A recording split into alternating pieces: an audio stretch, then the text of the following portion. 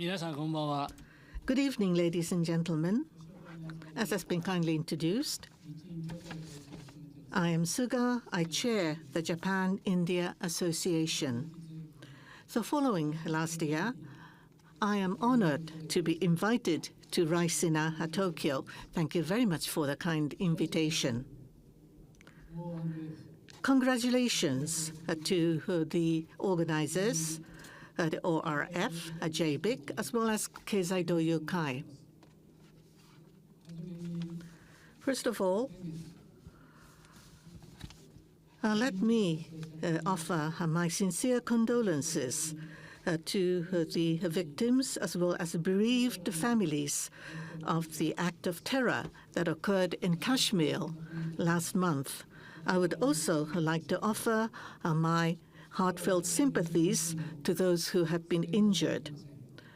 For whatever the reason, we cannot and never justify acts of terror. We must resolutely condemn any acts of terror. And having said so, I welcome the fact that India and Pakistan have agreed to cease military actions. So going forward, it is important that both countries should go through a dialogue to bring solutions to the problems in order to bring peace and stability to South Asia.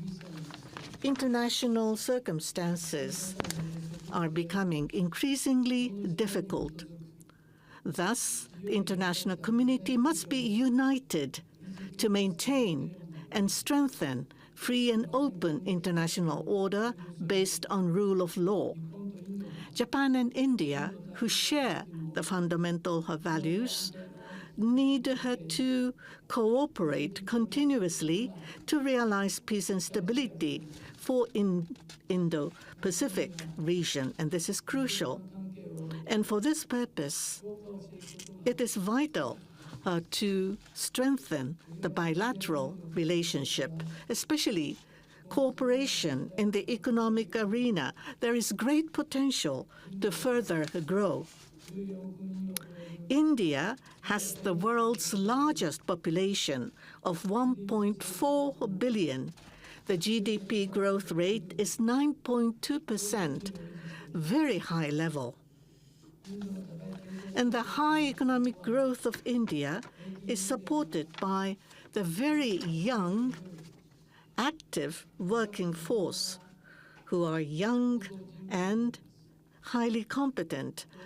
The average age of the working force is at 28 years old. I very much hope that these Indian youth will come to Japan to work here in Japan to support the economic growth of Japan. I very much hope that we will be able to further grow the Japan-India relationship.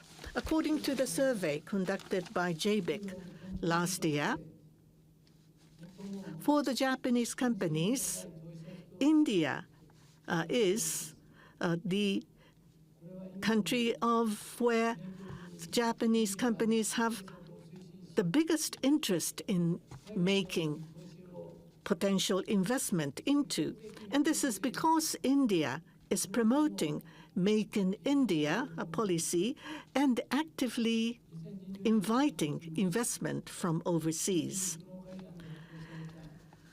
As announced at the Japan-India Summit meeting in March 2022, the 5 trillion yen of public and private sector investment and loans to India in 5 years, I hear that it is very smoothly and successfully building up.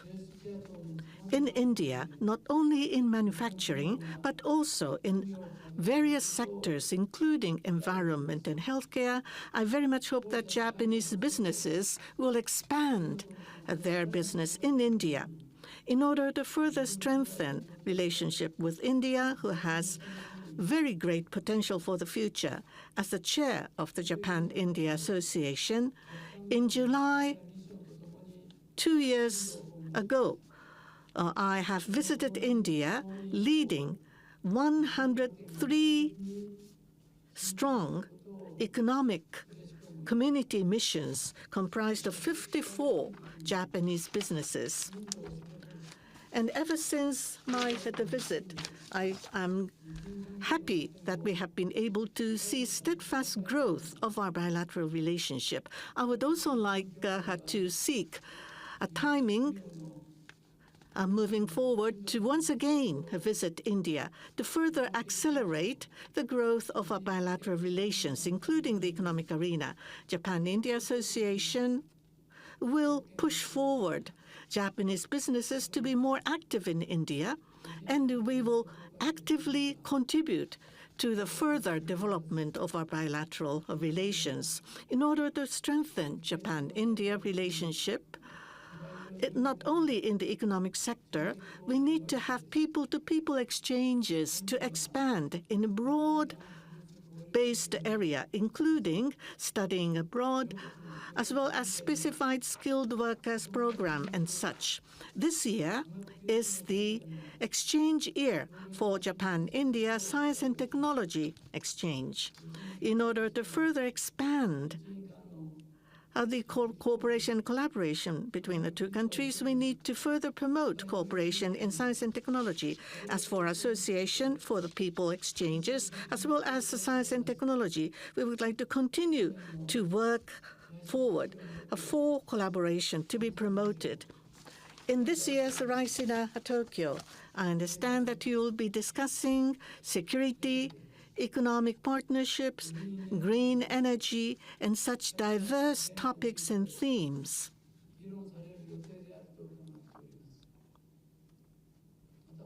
And today, we have not only representatives from Japan and India, but also from various other countries, including the United States as well as Australia.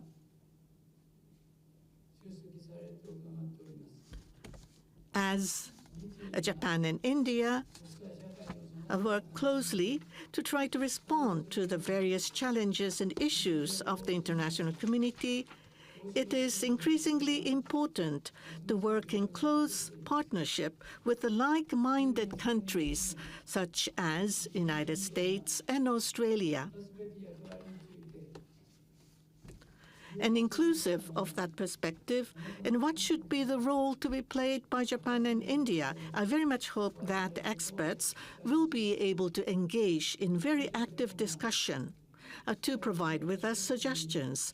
And I very much hope that such a debate will lead to concrete projects so that our bilateral relationship will further grow and lead to the further prosperity and stability of Indo-Pacific region as a whole. And I thank you for your kind attention and congratulations once again.